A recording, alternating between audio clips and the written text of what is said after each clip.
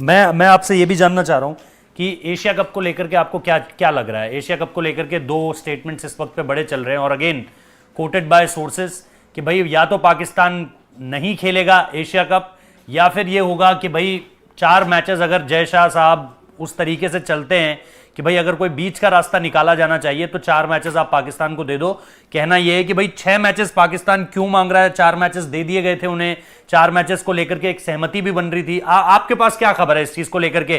क्या 4 मैचेस मिल रहे थे, क्या 6 मैचेस मिल रहे थे, 6 नहीं मिल रहे थे, 4 नहीं मिल रहे थे, या चाह ही नहीं रहा था कोई कि भाई एशिया कप पाकिस्तान में जाए? हर कोई यही चाह रहा था कि श्रीलंका में जाए। इसको लेकर के क्लैरिटी क्या है और अब पाकिस्तान क्या करने वाला है?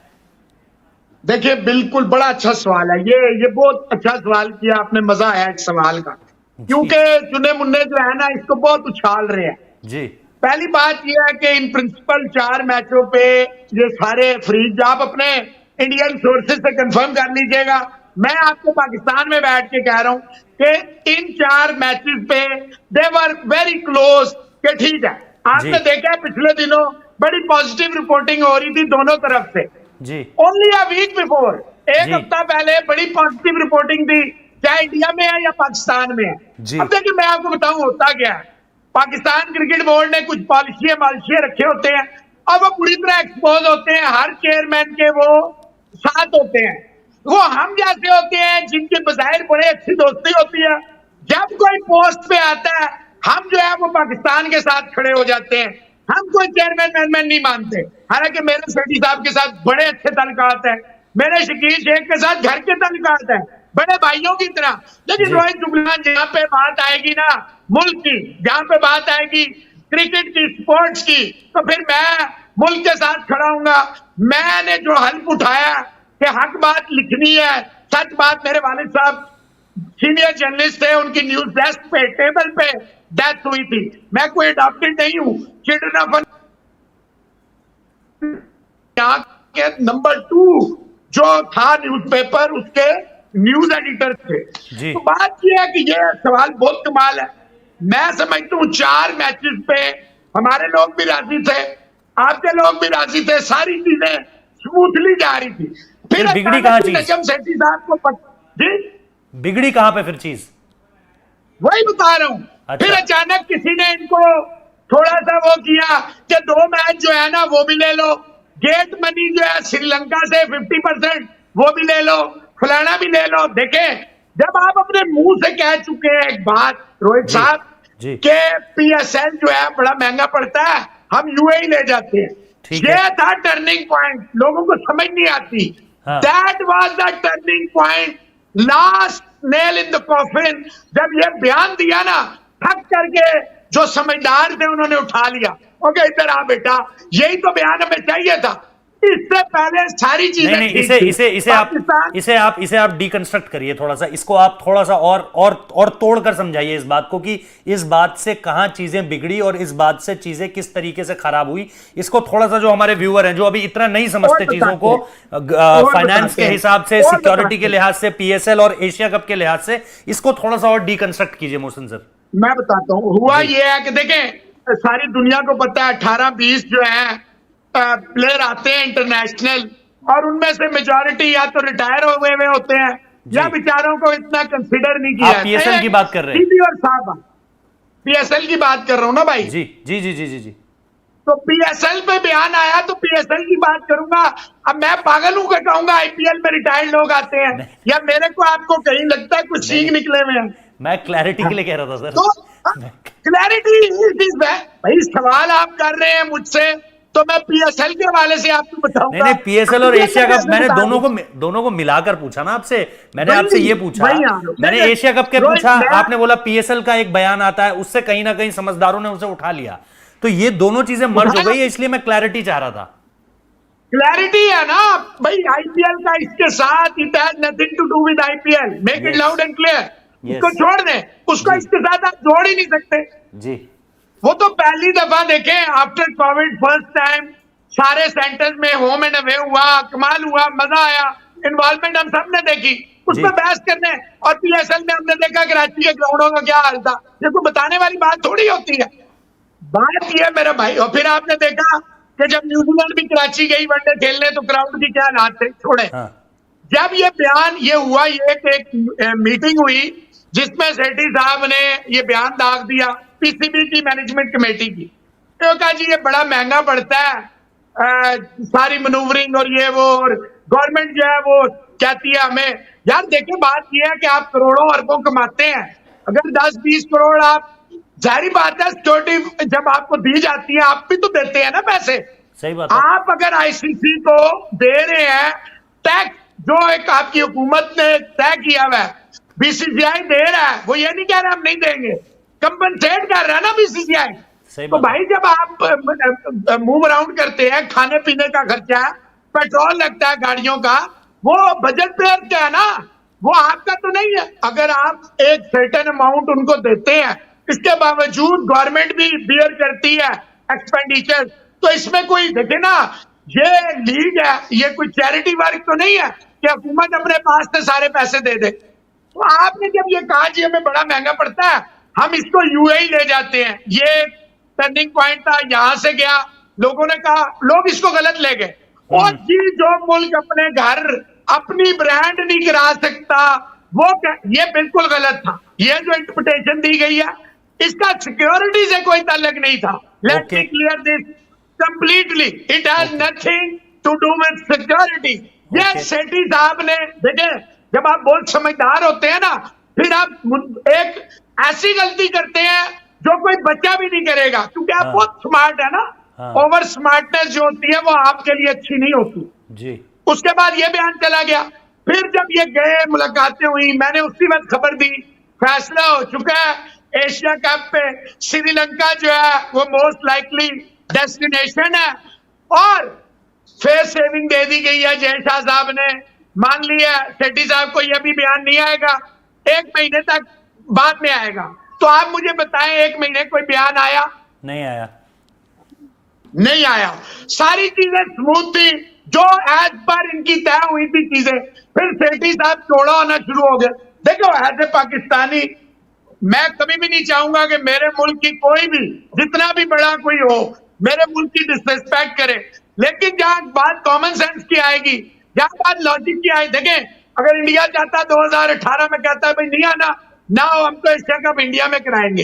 अब बदकिस्मती ये है 2008 के बाद से ना आप अपने घर करा पाते हैं ना हम अपने घर करा पाते हैं, दोनों एक टांग पे खड़े हुए। ओ भाई कोई आगे बढ़े, कोई इसका हल निकाले, बस करे ना, लोगों को कितना आप जो है ना वो करेंगे। खैर ये नजम सेठी साहब अपनी बात 4 वाले मैचेस हाइब्रिड मार, फिर और बयान आ गया, अगर ये कामयाब हो गया हम वर्ल्ड कप का भी कहेंगे। या खुदा के बंदे क्या बातें कर रहे हैं यार आप, वर्ल्ड कप कहा, एशिया कप कहा, आप वर्ल्ड कप को हाइब्रिड मॉडल पे, भाई वर्ल्ड कप है इंडिया का, होस्ट इंडिया।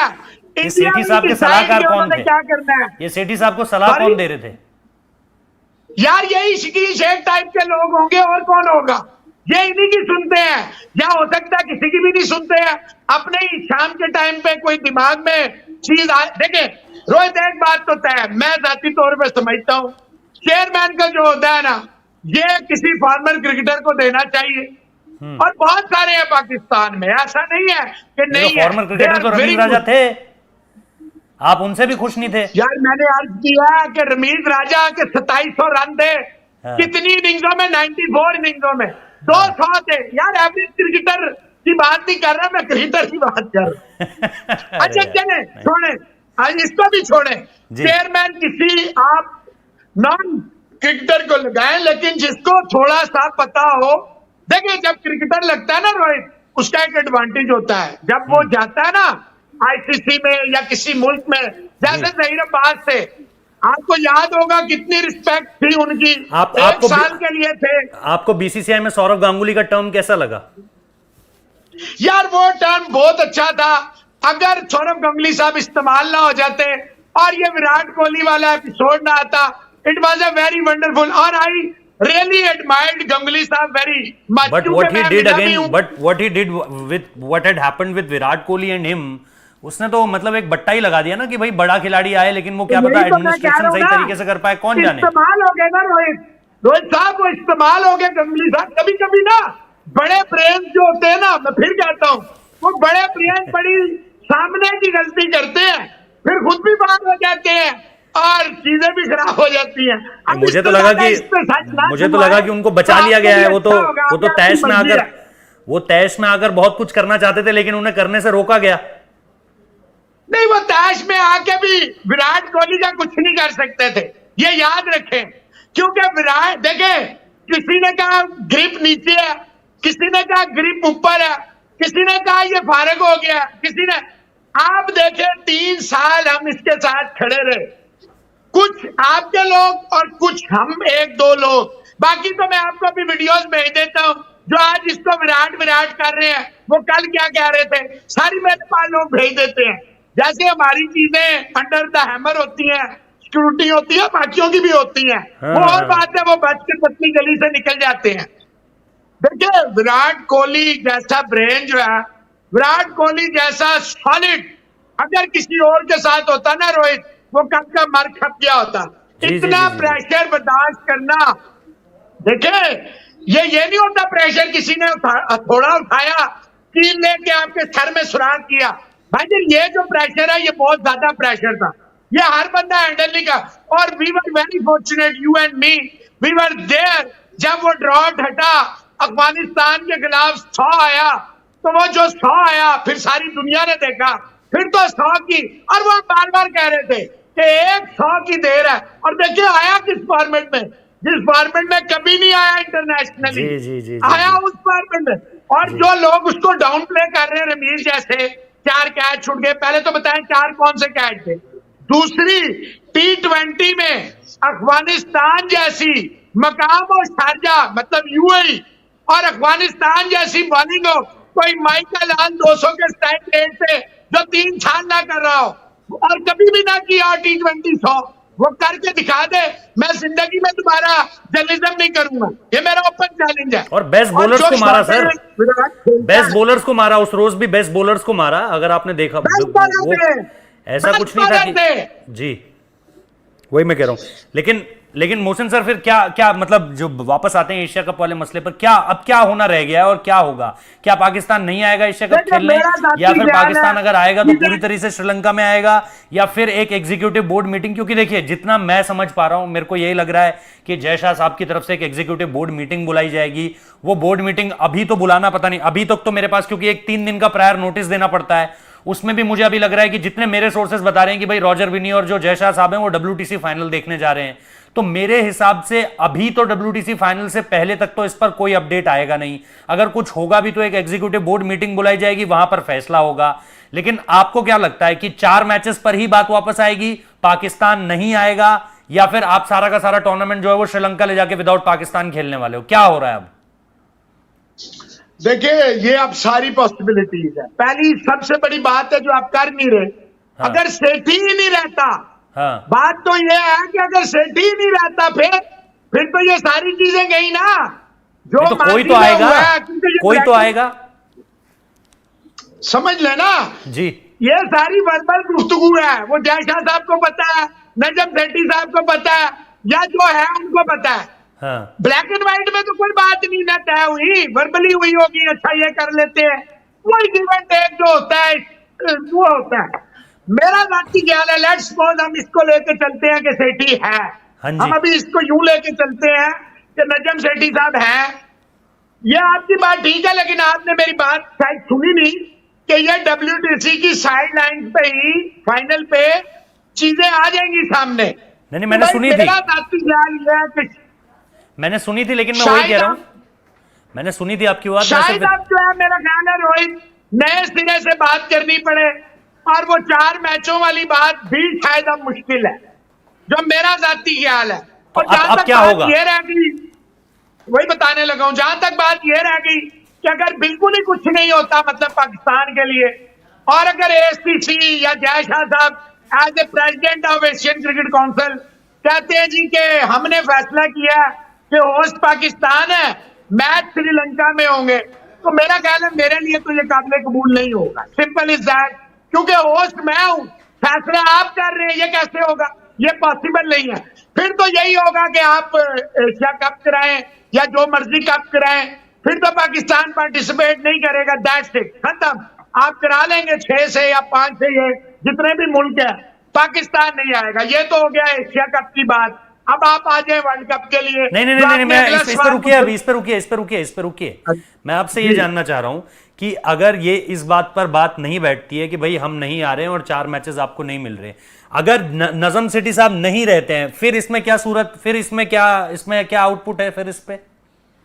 देखो, जो भी नया आएगा उस पर तो बहुत ज्यादा प्रेशर होगा। सेठी जाएगा, देखे जी मैंने तो ये तैयार कर लिया, वो तो हीरो बन जाएगा। ट्राई टू अंडरस्टैंड, वो तो हीरो बन जाएगा भाई।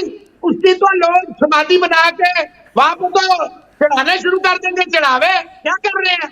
ये नहीं होगा, नहीं ये नहीं होगा। मेरा नहीं ख्याल है इस वक्त ये सेठी को रस्सी लंबी रखेंगे जान के, क्योंकि यहाँ जो बैठे हैं वो भी सेठी से 4 कदम आगे चलते हैं। हाँ। जो पूरा मुल्क चलाते हैं उन्हें सेठी को ज्यादा पता होता है हमने क्या करना है।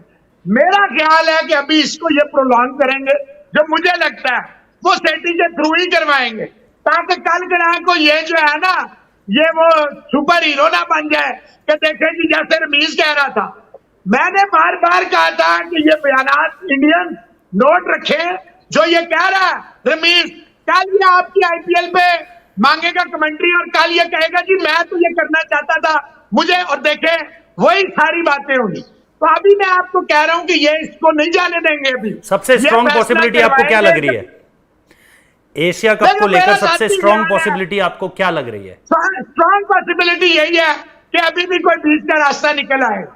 4 मैचेस मेरा ख्याल है कि पीसीबी और बीसीसीआई इस पे पहुंच जाएंगे, मेरा ख्याल है।